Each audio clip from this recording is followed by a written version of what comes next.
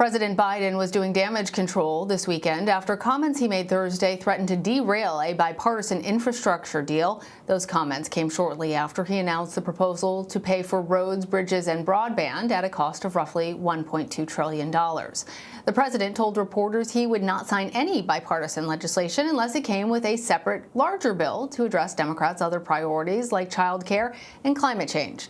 Republicans accused the president of holding the bipartisan bill hostage. In a statement Saturday, the president tried to downplay his remarks. He said Republicans were, quote, understandably upset, and said he was not threatening to veto the infrastructure bill.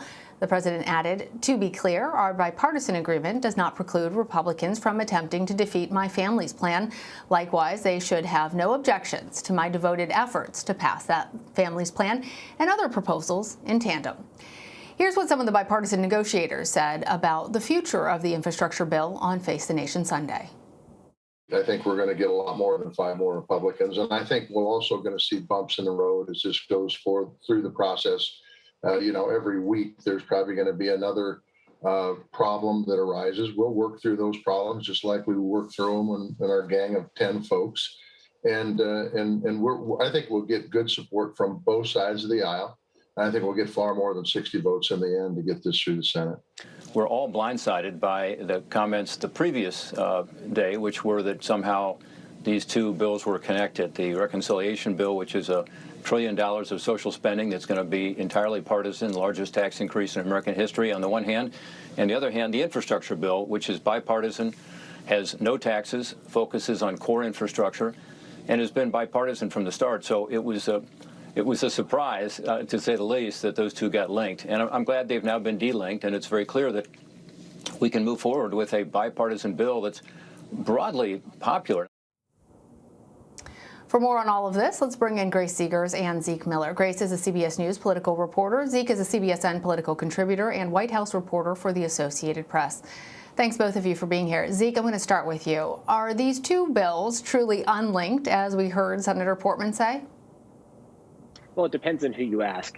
They're not linked anymore by the President of the United States. They still very well might be linked by the Speaker of the House and by House Democrats. We've seen these tensions within the Democratic Party here. There's the sort of the centrists, particularly in the Senate, who back the president's call to do something in a bipartisan fashion, and then there are the progressives who want to embrace the moment to do when they have unified control of Washington to embrace that bigger package, go through that reconciliation pathway with just Democratic votes.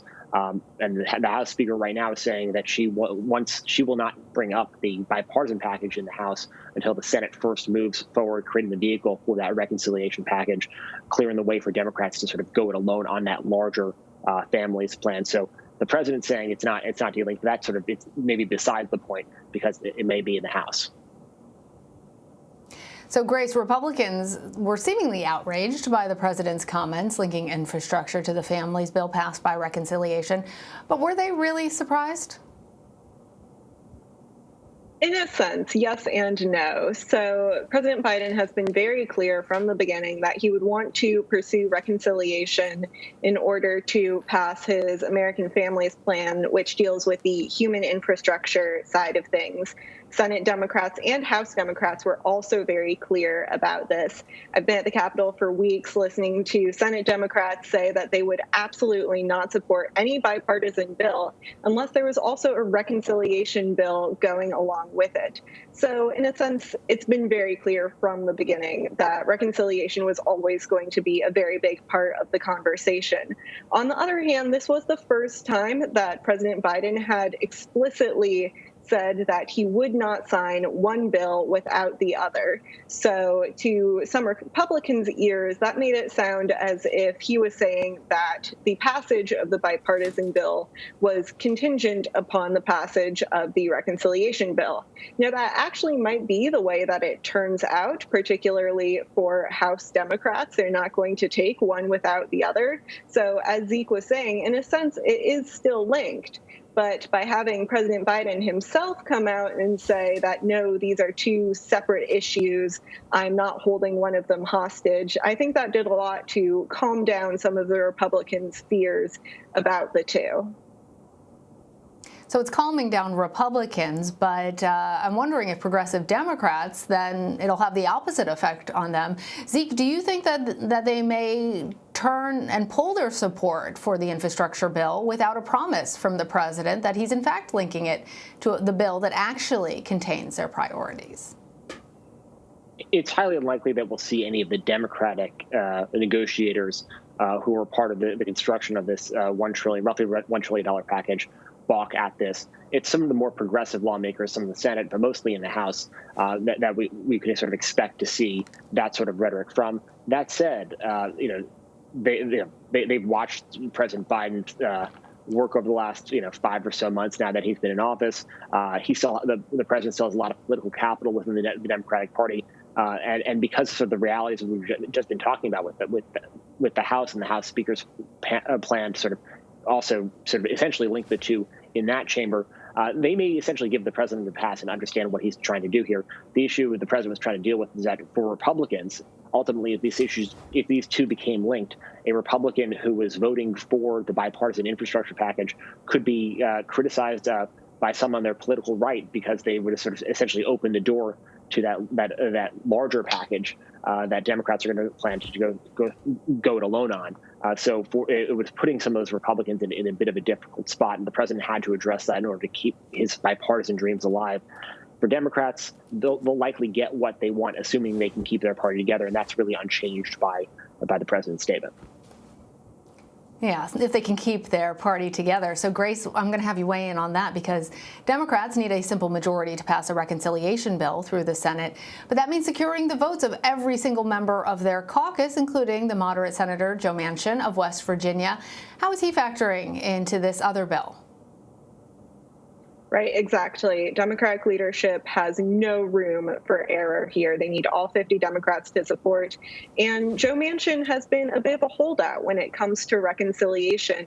He said this morning that he was willing to consider raising the corporate tax rate to 25%, which is a little bit lower than the 28% suggested by President Biden, but is still a victory for Democrats who are hoping to convince Manchin to support reconciliation.